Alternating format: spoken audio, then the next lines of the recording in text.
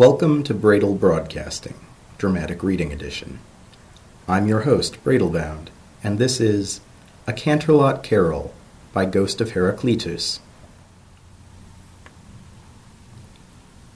'Twas the day before hearth-warming, and a nameless horror had taken residence in Dodded's chimney. Again. He was trying to ignore it and keep on working, but a blocked chimney meant no fire, and breaking the ice on his inkwell was getting very tiresome. The otherworldly gibbering wasn't helping any either. Dodded sighed. "Professor, is there any chance of getting that thing out of here before I freeze?" Professor Ivory Abacus lifted her gaze from a thick book unaccountably decorated with tiny silver bells and frowned. "This is delicate work, Dodded. We are dealing with a Class 3 manifestation drawn by the dimensional instability of the royal palace. Very tenacious, very dangerous." Dodded looked unimpressed. He got out of his chair, joints protesting, and walked around his desk, slipping slightly on the foothills of some of the lesser paperwork mountains. "Don't give me that. It's the same every year. Come hearth-warming, like clockwork, this thing sets up shop in my chimney. It gibbers for a while, does that bloody annoying laugh, and then disappears, taking with it all stockings within 137 feet. I don't dare imagine why. I need it out so I can finish up my work." "Ah, but this year is different. We've finally tracked down the last surviving copy of De Rangiferis Mysterious," Ivory said, shaking the book in question. It gave a sad little jingle that, against all odds, managed to sound sinister. "And that helps us how?" "Well, we can finally find out just what this thing is and how to banish it permanently. Now, if I'm reading this right, there's an ancient poem here giving instructions on how to act. You are supposed to watch out for him, and you are enjoined not to cry out. So good hearing. We can use that. Apparently, he can see you when you are asleep. Possibly a dreamwalker. We could enlist Princess Luna to give us aid in that respect. And apparently he knows your sins. Very troubling." "I don't want his encomium, Professor. I just want him gone." "This is useful information. There's a description. He's said to be a fearsome beast, crimson and bone white, and something about, sandy claws? Maybe he's aquatic, or littoral. And it is said he has an eldritch laugh, like unto ho, ho, ho."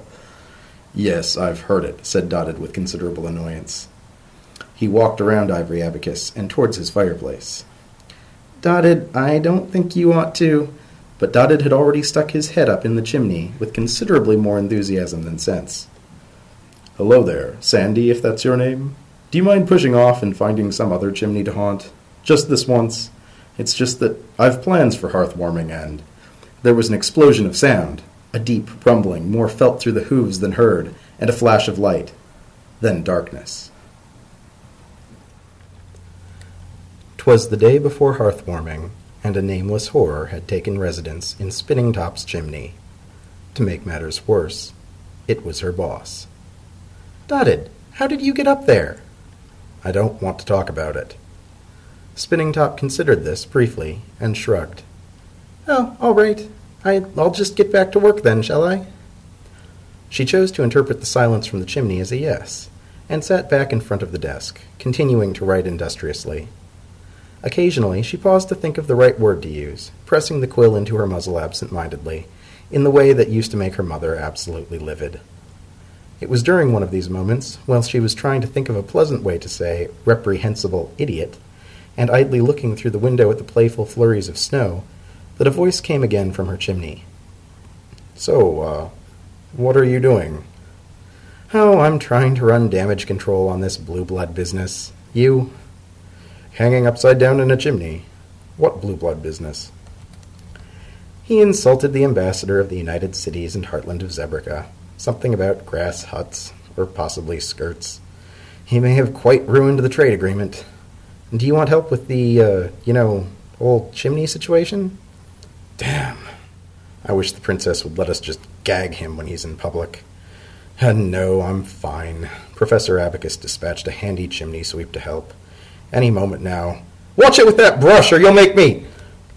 There was a yelp, a curious sliding sound, and Dudded fell into the, mercifully, cold fireplace in a cloud of soot and cinders. Apparently, he had decided that the best way to preserve what little dignity he had left was to pretend that nothing untoward had happened at all. It was, Spinning decided, a singularly poor decision. He got up to his hooves, tried to brush off his coat, realized that he was trying to do so with a hoof that was as covered with soot as the rest of him, and gave up, walking instead out of the fireplace, as if it were entirely normal for him to drop by on the press secretary in this manner. Right. So, what is your plan? Draft official apology and file it with the embassy. Draft a spontaneous and unrehearsed apology for Blue Blood and get him to rehearse it. Cart him over to Macaulay and get him to say it with a minimum of errors. Hope that smooths things over. Try to fight the press off, which is going to be a nuisance and a half. They are always starved for material come hearthwarming, and would love to pick up a delicious slice of recreational outrage like this. Half of them will go for the HRH Blue Blood insult shock, and half of them for the Equestria to grovel before zebras, which is always a popular choice. Dudded made a face. Weren't you supposed to visit family for hearthwarming? So I was. I was just dropping by the office this morning to sign some papers when I heard tell of Blue Blood's latest faux pas. I'll have to send word that I won't be coming, it seems. This needs handling right now. I'll do it. Pardon? You can't be serious, said Spinny, her eyebrows shooting up. I am. I've sent everyone I possibly can away already. Anyone with any family at all. Go. Spend hearthwarming with your family. I'll take care of the whole mess. Dudded, Go. It's hearthwarming for Celestia's sake. I'll go and talk to Macaulay myself. Whatever Spinning wanted to say died in her throat. Her eyes grew wide, and she unconsciously leaned back in her chair. Obscurely embarrassed for giving an emotion away, she tried to cover it up by slipping on a sharp little half-smile, note 1, and leaning right back forward, her forehooves on the desk. You? You're going to go hat and hoof to Macaulay? Yes. La belle zèbre sans merci? Indeed. She may or may not owe me some favors. What sort of favors? I can't tell you that without violating Section 2 of the Official Secrets Act. I hardly know what to say. Goodbye. Excuse me? That's what you ought to say. Goodbye, as you are leaving. But I have to finish. I'll do it. But no buts. Go be with your family. What about you? Don't worry about me. I've plans for this hearthwarming. Now go. And I swear, if I see that you are still here when I come back from the embassy wing, I'll bloody well find a palace guard that hasn't been sent home yet and get him to chuck you out. With these words, Dudded strode out of the office, trailing little wisps of soot behind him. The usual place, for embassies and the like, was in the more fashionable district of the host city. But Canterlot was different. No matter how much ponies chose to pretend otherwise, Canterlot was first a fortress, and only later a city. And so the embassies were in a separate wing of the palace. Dudded, brushed clean and fortified with a meticulously prepared cup of tea, trotted down Embassy Court and its cobbled paths, treacherous and slippery under a thick blanket of snow, and reflected how, here, it was impossible to keep pretending. The walls of the palace came in close around the court, massive, hulking shapes, sloped low, almost seeming to crouch in readiness. The fact that they were clad in brilliant white marble, and decorated with cheery bas-relief sculptures, seemed almost farcical. Dudded slowed his steps as he approached the embassy of the United Cities and heartland of Zebrica, and looked around. With the walls pressed in so tight, no place, save perhaps the academy, was as well defended. Here was a message, Dudded thought, that these guests were given into our care, and that come fire and come fury, they will be kept safe. He hoped Macaulay would see it like that. He could certainly use some goodwill. The stern guards, one from the guard and one from the embassy's own modest staff, scrutinized him, his identification papers, his chain of office, and his saddlebags, presumably in case he was a devious assassin wearing a remarkably convincing aging bureaucrat costume. Finding nothing on his person that could cause more injury than a paper cut, they let him through. Dotted let the obsequious foot zebra guide him to the threshold of the embassy's reception room, and after a brief pause he entered, with the level of caution and trepidation usually reserved for entering the lairs of particularly ill-tempered dragons. As he went through the door, his eyes scanned the room automatically, and he felt his breath catch, just a little bit. It always did, no matter how many times he saw the room. The room itself was plain, almost pointedly so, though in deference to its august purpose, the wooden beams that held the ceiling were carefully polished. But the contents of the room were anything but plain. A couple of equestrian statues from the classical period flanked an exquisite Keeling painting on silk, tea-pickers at Hugong Temple, if Dotted was any judge. Note 2, which hung just above a delicate bit of griffin scrimshaw. In a corner, almost as if forgotten, a camel-made statue of the counting goddess in beaten silver and lapis lazuli, and so on, and so forth, with treasures from across the world. It did not escape Dotted that the rug he was already fetlock deep in was from Saddle Arabia, and could, if sold, provide enough bits to retire comfortably, possibly on an island you owned. And here, too, was a message. "Behold wealth," it said, "and power too. For think how far all of these things had to travel to get here." And this splendor and beauty almost obscured the most important thing in the room, the true representative of Zebrica, who was sitting in an armchair and was giving Dotted, who had gotten quite lost in thought, a look. Dotted resisted cringing. The last time he gave anything that sort of look, half exasperation and half analysis, was way back in his chemist years. He didn't have a mirror handy at the time, but he suspected that Macaulay's expression right now closely mirrored his while he was observing a solution of lithium borohydride in hydrazine that was stubbornly evolving hydrogen. He ended his frustration with that particular blind alley by blowing it up. Note 3. Not wanting to see just how explosive Macaulay's solution to a similar problem would be, he gave a carefully measured half-bow and spoke. "Ah, Your Excellency. I was just admiring." "Yes, you always do. Please, Mr. Secretary, sit." Macaulay indicated a comfy-looking chair just on the other side of a low table inlaid with silver. It was of Griffinstand make, and worth, Dotted estimated, about half his yearly salary.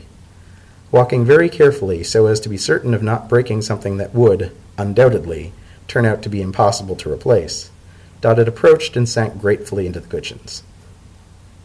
"I would love to be here on a more pleasant errand, Your Excellency, but it's about the, blue blood business." "Yes?" "Well, I'm aware that what he said was very, regrettable and poorly thought out. But I think you'll find—" "Is this the official apology? Generally they are couriered over, I find, and put together better, too." Dotted blinked, and was thankful that his thick coat hid the flush of embarrassment. He gave up on canned diplomacy and tried another tack. "Well, generally Dr. Spinning Top writes them, but I've sent her home today. Hearthwarming, you see. So I'm afraid that today you get me." "I do? Well then, Mr. Secretary, go on. I warn you, Dr. Top has set a rather high bar for you to clear." Dotted blinked once more and, again, had that curious sense of being regarded like a flask of bubbling solution that was interesting, but not quite acting the way it should.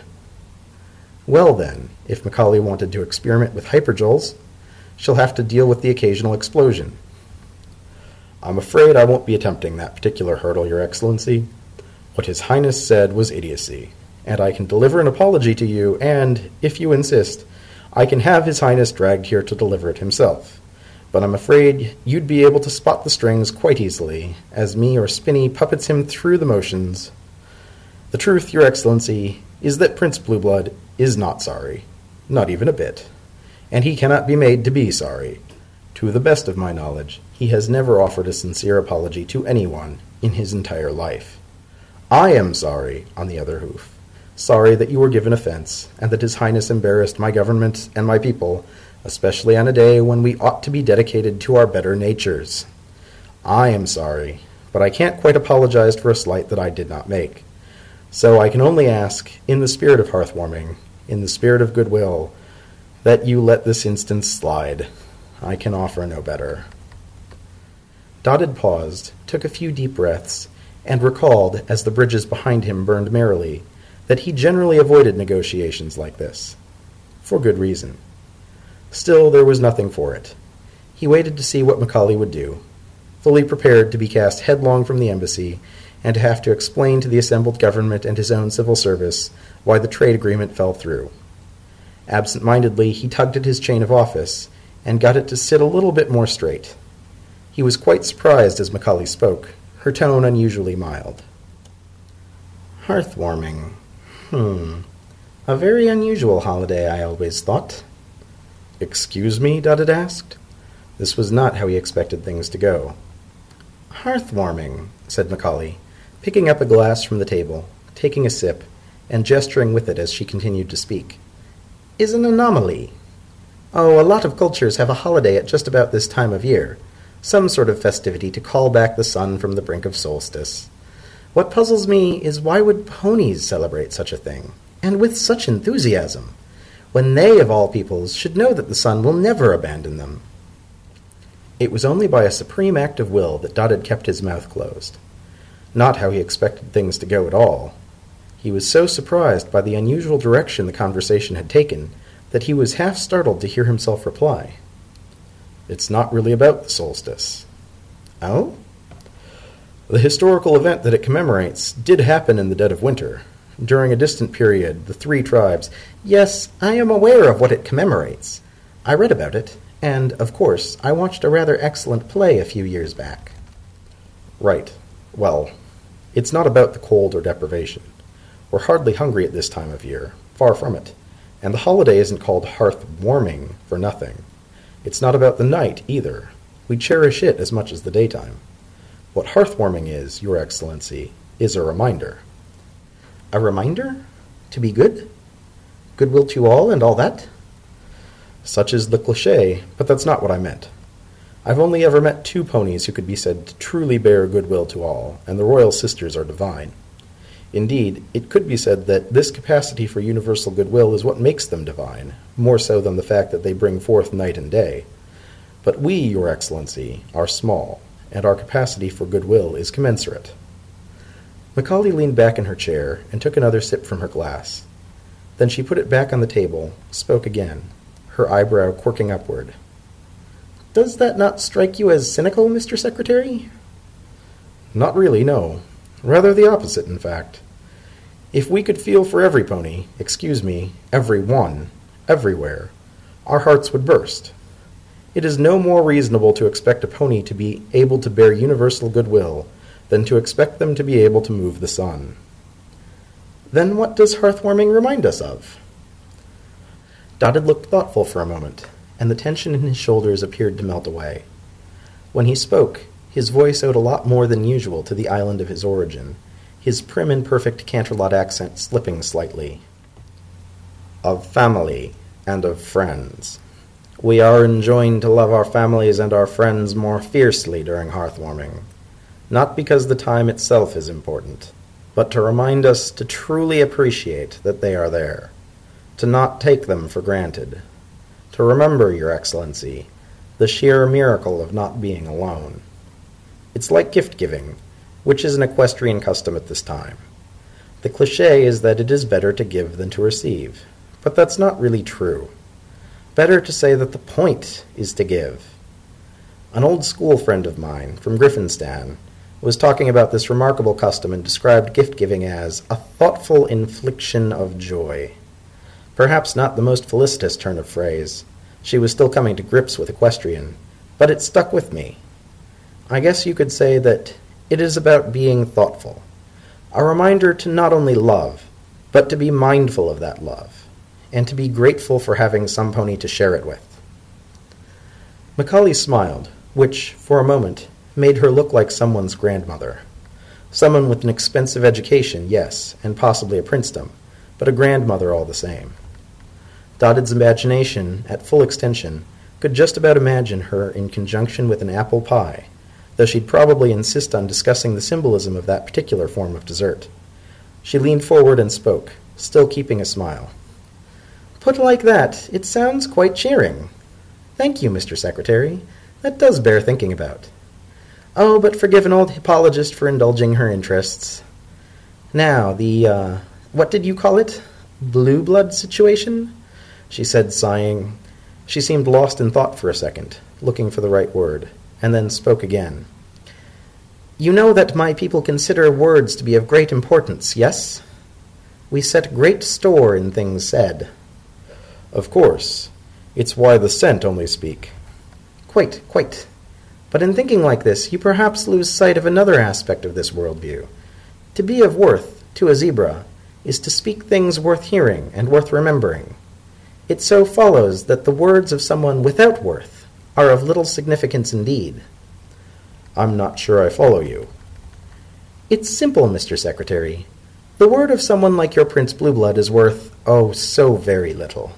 He cannot insult me, nor can he flatter me, nor, for that matter, can he influence what I think about the trade agreement your government is offering. I might as well be insulted by the growl of a dog or the whistle of the wind. Dotted was taken aback, so taken aback that all he could manage was a quiet little, "Oh." So you see, Mr. Secretary, I did not need to be apologized to. I see. I'm sorry I took up your time, then, Dotted said as he stood up to leave. Halfway out of his chair, his motion was arrested by an upraised hoof. Macaulay motioned him to sit, and said in an agreeable tone, It's quite all right. I enjoyed our little talk, and your visit allows me to ask a very important question. The word of blue blood may be worthless, but I think that the word of dotted line is another thing entirely. So, Mr. Secretary, this agreement, equestrian grain and finished goods for our paper. Is it a deal worth making, do you think? My government claims. Now, Mr. Secretary, the word of Equestria's government, well, Macaulay said, rocking a hoof back and forth, not particularly solid. The word of a princess now, that's as good as gold and just as rare. But I'm not asking either, Mr. Secretary. I'm asking dotted line. Is the deal fair? Dotted thought about the situation and decided to go for broke. If the truth had worked once, perhaps it can work again. Spinny would never approve, and would chide him for squandering so precious a resource as the truth. But she wasn't here, now was she? Yes, I believe it is fair. For all its wealth, Zebrica can't support proper crops. Cheap equestrian grain will be a boon, and help pour more of the bits now used for food into, say, fresh trade or infrastructure. And Equestria needs the paper quite badly.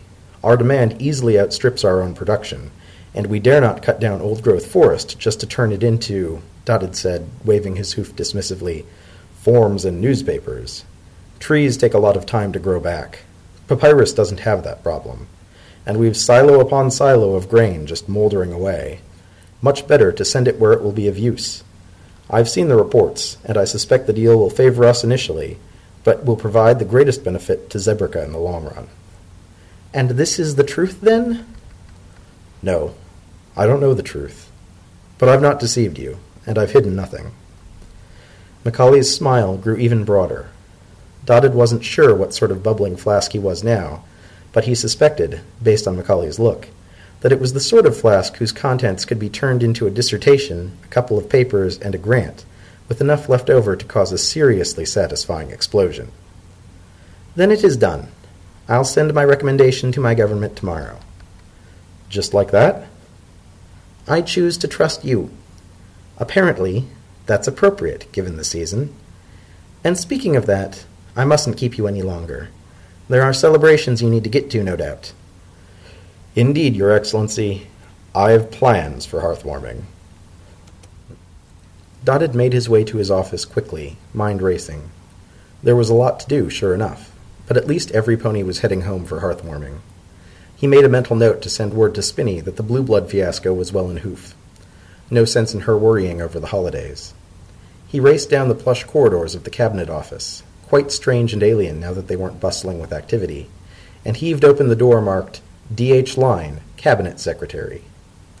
Once inside, he sidestepped a stack of 0451DX forms that needed countersigning, jumped over a pile of 1138T reports that he was reasonably sure were in his office by mistake, and nearly fell when he saw a familiar shape reclining in his chair.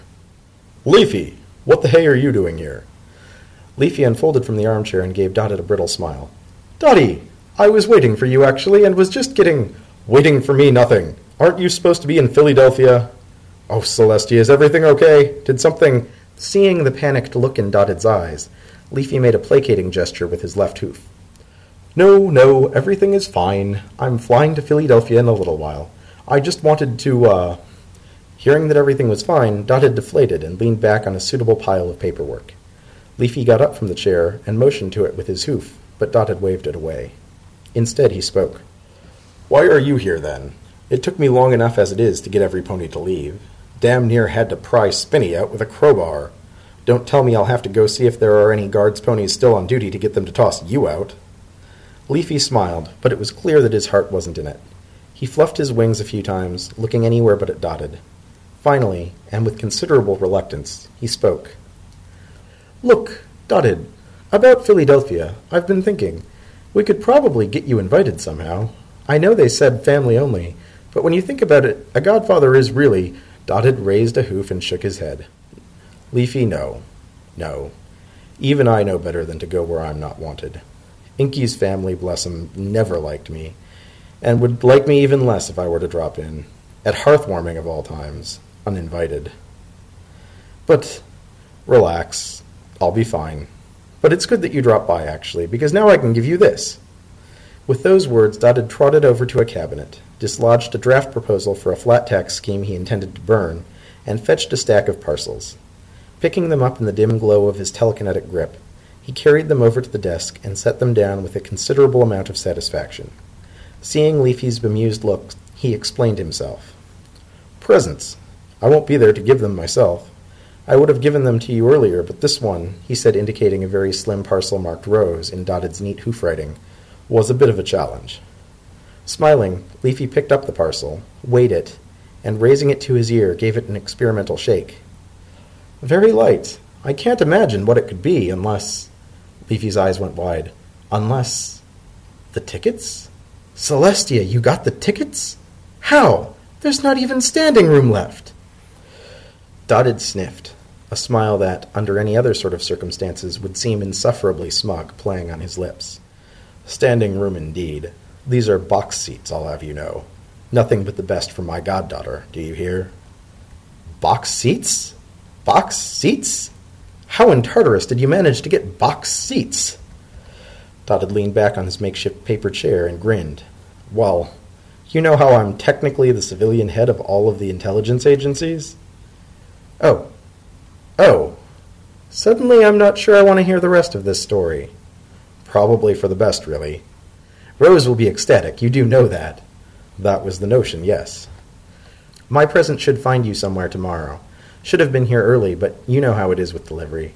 Oh, and Rose got you something, but she'll want to give it to you in person. Oh? She didn't have to. What is it? Dotted asked slyly. I think she thinks she did, and I'm not telling. I'd never hear the end of it if I ruined the surprise, but I can tell you that it is even lighter than your present, and maybe even harder to find. Leafy said, smiling, and then seemed to remember something, and a shadow seemed to pass over his features as he looked uncomfortable again. Reluctantly, he spoke. Dottie, are you sure? The kids will miss you, you know, and yes, I'm sure. I'll be fine. And Rose, Dandelion, and Marigold can pester Uncle Dottie to their heart's content once they come back. Now go. It's a long flight to Philadelphia. Make sure to wrap up warm. It's cold up there. And bring a warm drink. Despite himself, Leafy had to roll his eyes. Yes, Mother, he said. I'll look both ways when I'm crossing the street, too. Are you absolute? Yes, I am. Now go. I'll keep. Don't you worry.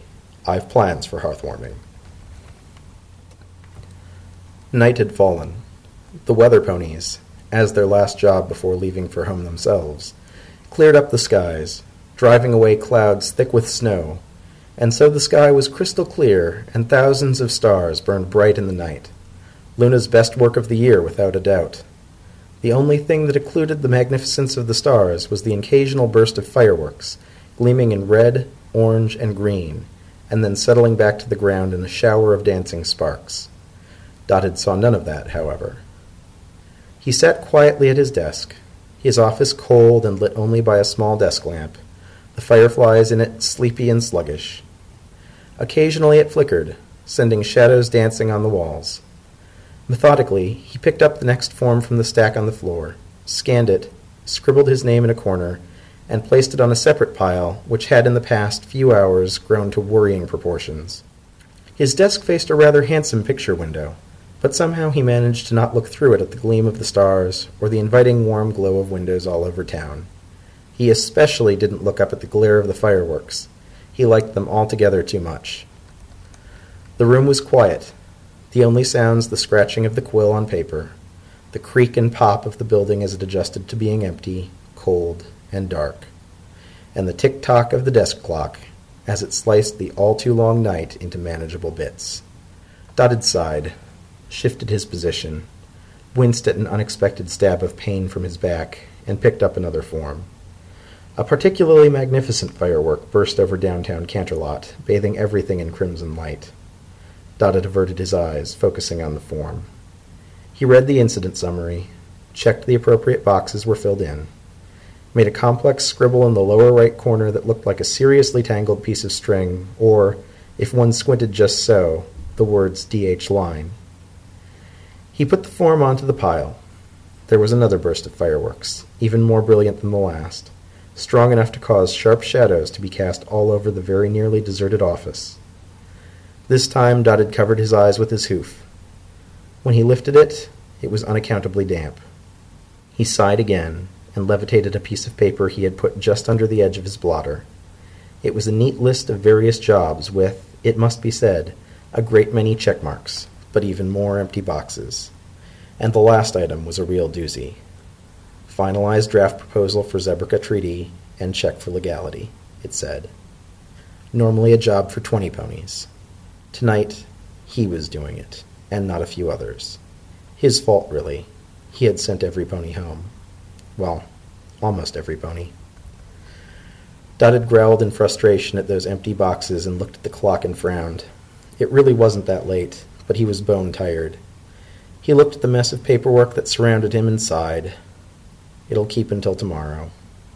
The thought of home did not cheer him, not in the slightest. But he needed sleep, and, if at all possible, he needed to sleep in his own bed. His back couldn't take many more catnaps in unlikely places.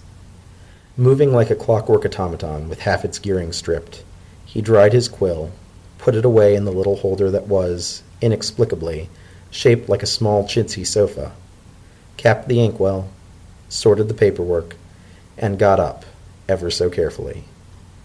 He could swear he could hear every single joint creaking. Then he slipped quietly out of the office, unable to escape the feeling that he was sneaking away like a thief. He had intended to make way straight to the gate, and then home, a tiny little house at the outskirts of Canterlot. But he had been lost in thought, or rather a swarm of half-thoughts he never quite dared complete, and his hooves, operating on automatic, took him wandering through the familiar corridors of the palace. Most of it was cold and empty, just like his office. The ponies that normally filled the palace with life elsewhere, quite likely behind those cheerily glowing windows that Dotted avoided looking at, as if they were accusing eyes. At one point he looked around and realized he had wandered all the way to the part of the palace quite opposite his usual haunts, and was at the end of the Hall of Easterly Radiance, just at the base of the Tower of Dawn. And since he was there, he saw no reason not to climb up. Having climbed up, he saw no reason not to round the corner where a rather important door was. Normally, the door to the study of the Solar Princess was guarded, but it was hearth-warming, and the princess had sent the guards away. What did surprise Dotted was that the door was open, and that light was spilling into the empty corridor. He knew the princess's schedule to the last moment, and he knew that she ought to be well asleep this late, having gratefully given over the duty of presiding over the festivities in the palace itself to her sister. This left him in a bit of a quandary. That was the princess's private study, and what she got up to in there was her own affair. On the other hoof, he was one of a very, very small number of ponies who could just walk through those doors whenever he wished, and the only member of that exclusive group whose name didn't include the title princess or start with a T and end with Twilight Sparkle. and to be honest, he was quite curious and not a little worried. He walked down the corridor, making a bit more noise than he usually would, in lieu of knocking, and peered cautiously inside. At her writing desk was Celestia, muzzle pressed against the polished cedar surface, surrounded with papers, and snoring very, very gently. Somehow, against all reason, she managed to look dignified and regal doing this. Drooling just a little bit, yes, but doing so in the most majestic way possible. Dotted's face grew very pained. Whatever it was she was up to was his job. She ought to be resting. Moving with stealth that belied his bulky frame, he crept closer and peered at the top page. In Celestia's calligraphic script, it was titled Zebrica Treaty, Draft Proposal and Legality Report. Dotted spent a long time looking at that page, and looking at it he was reminded. He smiled, and felt the smile, like a surge of warmth, unaccountably spreading across his muzzle. Moving with great care, he picked up the papers and notes, packed them carefully into his saddlebags, and turned to leave. Then he stopped, spied a cashmere blanket on a sofa across the room, picked it up, and with the sort of delicacy he used to employ when dealing with seriously explosive reagents back in the day, draped it over his princess.